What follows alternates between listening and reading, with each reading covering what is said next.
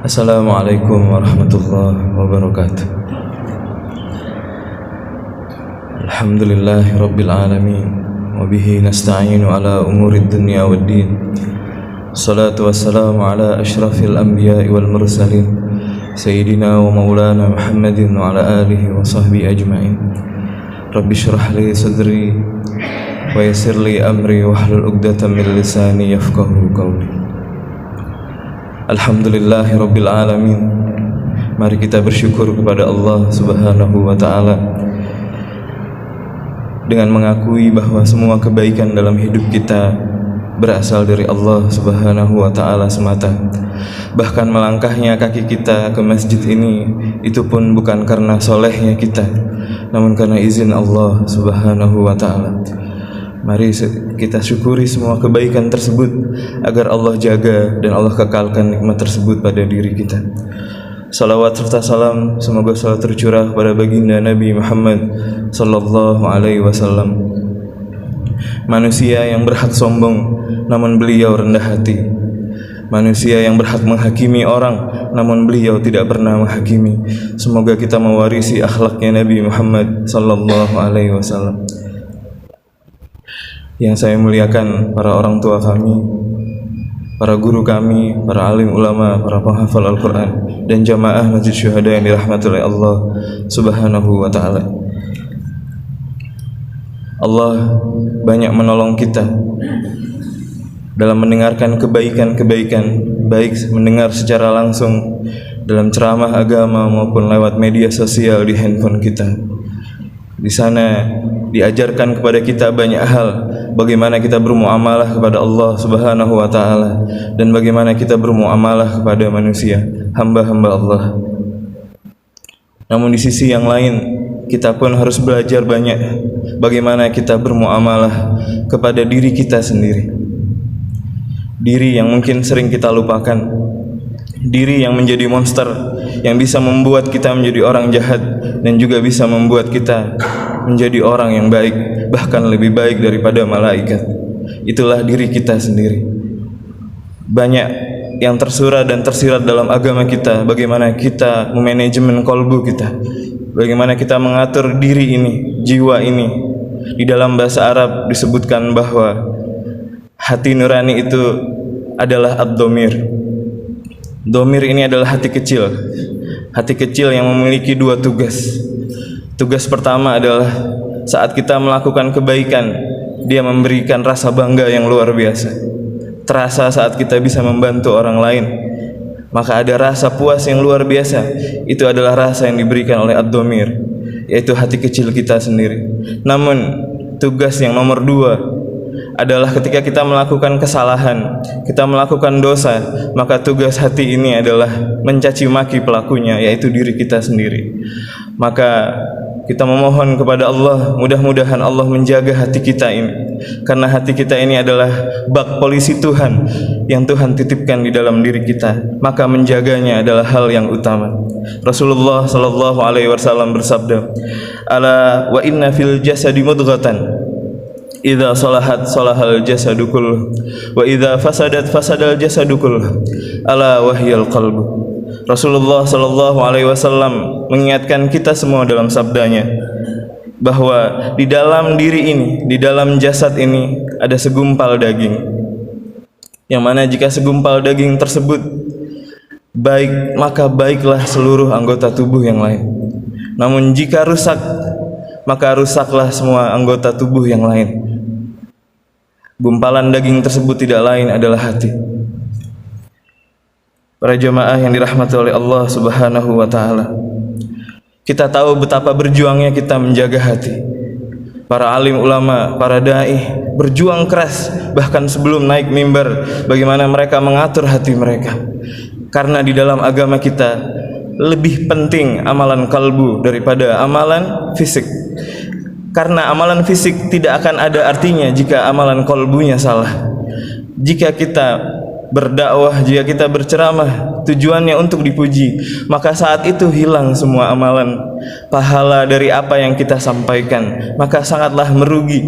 Maka berjuang keraslah para alim ulama Setiap mereka akan berbicara, mengajar dan lain sebagainya, mereka mengatur hati mereka dengan luar biasa karena takut bahwa apa yang mereka perbuat dari kebaikan tersebut sia-sia di hadapan Allah Subhanahu wa taala. Kita sudah mengenal sebuah hadis yang sangat panjang yang berisi tentang Islam, iman dan ihsan. Seorang ahli hadis dari Madinah yang bernama Syekh Abdul Muhsin Al-Abbad, beliau menjelaskan hadis tersebut bahwa ini adalah 3 tingkatan dalam agama kita. Yang pertama adalah Islam. Islam diwakilkan dengan rukun Islam, syahadat, salat, puasa, zakat, haji. Itu adalah amalan fisik. Kemudian iman kepada Allah dan seterusnya. Kemudian ihsan. Ihsan adalah kita beribadah kepada Allah seakan kita melihat Allah, dan jika kita tidak melihatnya, maka pastilah Allah melihat kita. Islam adalah amalan zahir yang bisa terlihat, namun 2 tingkatan di atasnya semua adalah amalan hati, amalan yang tidak terlihat. Bagaimana kita beriman kepada Allah Subhanahu wa taala, bagaimana kita mengatur hati kita, mengatur keikhlasan kita. Jemaah yang dirahmati oleh Allah Subhanahu wa taala, Ibnu Taimiyah yang dikenal sebagai Syekhul Islam mengatakan bahwa amalan badan tidak akan ada manfaatnya jika kita tidak berhasil mengatur amalan hati. Hati bak raja dan anggota tubuh adalah prajuritnya. Jika hati rusak, jika rajanya rusak, maka prajuritnya pun akan rusak dengan hal yang sama. Rasulullah sallallahu alaihi wasallam bersabda dalam hadis yang sering kita dengar, "Innallaha la yanzuru ila suwarikum wa amwalikum, walakin yanzuru ila qulubikum wa amwalikum wa a'malikum." Hadis riwayat Muslim dan Ibnu Majah. Sesungguhnya Allah, kata Nabi, tidak melihat kepada suwar. Suwar itu jamak dari surah. Surah itu bentuk. Bentuk itu ya kopiah kita, mata kita, raga kita, apa yang kita pakai. Allah tidak melihat. Yang Allah lihat adalah kulub, apa yang ada di dalam dada ini. Karena hanya Allah yang dapat melihat. Manusia sesama kita tidak bisa melihat. Maka penting rasanya kita perbaiki apa yang di dalam, sebagaimana kita selalu fokus memperbaiki apa yang ada di luar. Karena di luar ini bisa jadi mengundang kita melakukan sesuatu yang justru menghancurkan amalan kita. Ketika kita berpakaian yang baik, syaitan menggoda. Bahkan sempat viral di media sosial kata-kata yang mungkin menjadi tamparan untuk kita semua. Syaitan itu kalau gagal membuat kita jahat, dia akan membuat kita merasa baik. Syaitan itu kalau gagal membuat kita tidak sholat, minimal dibuatnya kita ria dalam sholat.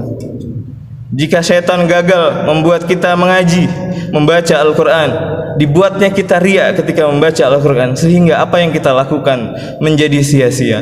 Jemaah yang dirahmati oleh Allah Subhanahu wa ta'ala, Imam Al-Ghazali mengingatkan kita semua lewat perkataan beliau yang masyhur, yang insya Allah sering kita dengar.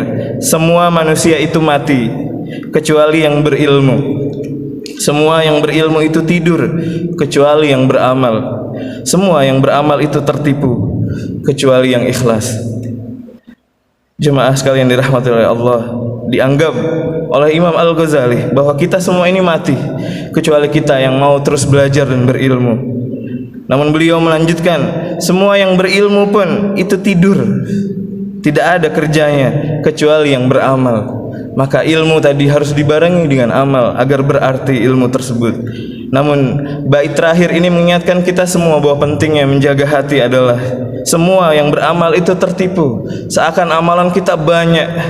Namun na'udzubillah, seperti yang dijelaskan oleh Nabi, kita menjadi orang-orang yang muflis di hari akhir kelak. Na'udzubillah min dzalik.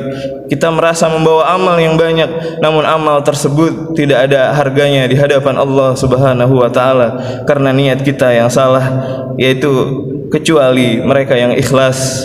Mudah-mudahan Allah mengaruniakan keikhlasan dalam setiap langkah kita.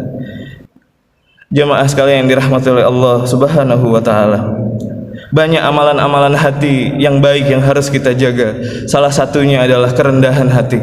Kerendahan hati sudah jarang kita temui di zaman yang penuh pamer ini.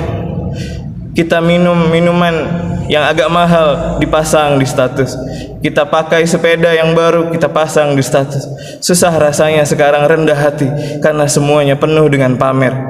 Maka penting rasanya kita ingat kembali perkataan Ibunda Aisyah radhiyallahu anha yang mengatakan, innakum lataghfaluna an afdhalil ibadat at-tawadhu.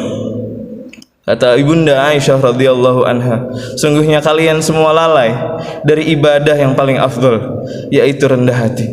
At-tawadhu tadi adalah lawan dari sombong. Maka kerendahan hati adalah tidak sombong. Mengapa rendah hati adalah afdhalul ibadat? Kita selalu ingat para jamaah sekalian, dari Nabi Adam alaihissalam sampai Nabi Muhammad sallallahu alaihi wasallam dan ribuan nabi lain yang tidak dikisahkan dalam Al-Quran, tidak ada satupun dari mereka yang memiliki rasa sombong.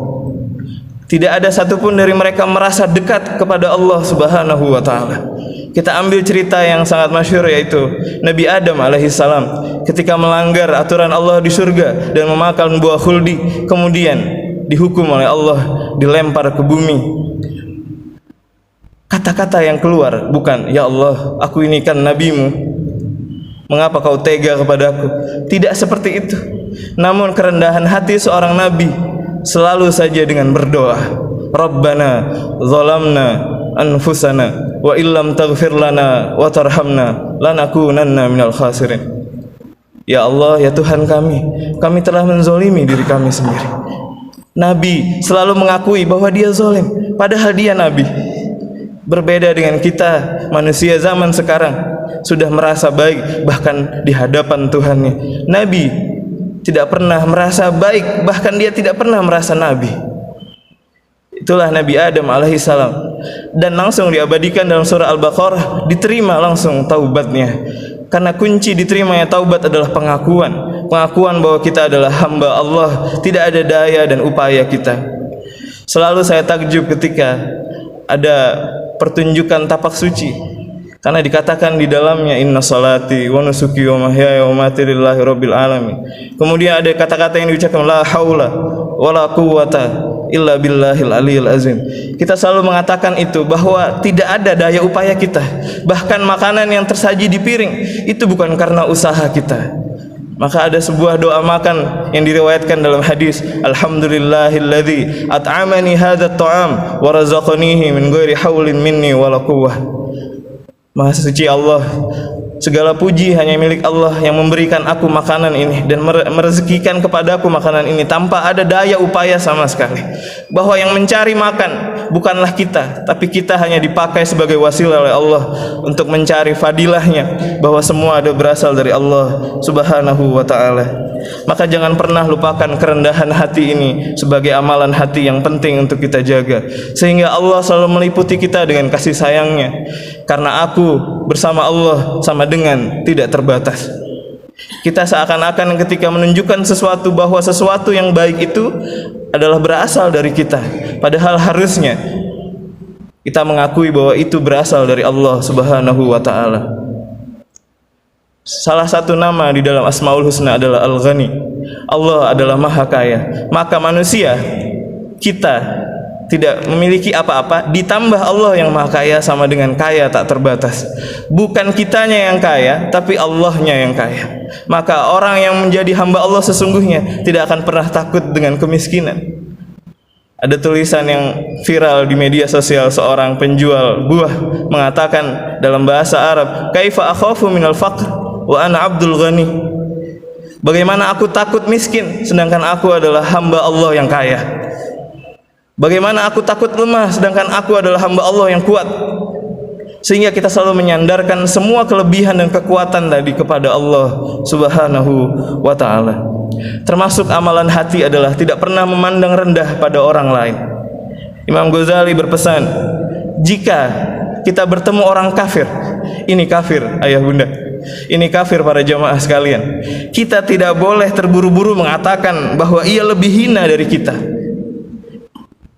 Kenapa, kata Al-Ghazali, kita tidak boleh buru-buru menghukumi dia bahwa dia lebih hina dari kita walaupun dia kafir?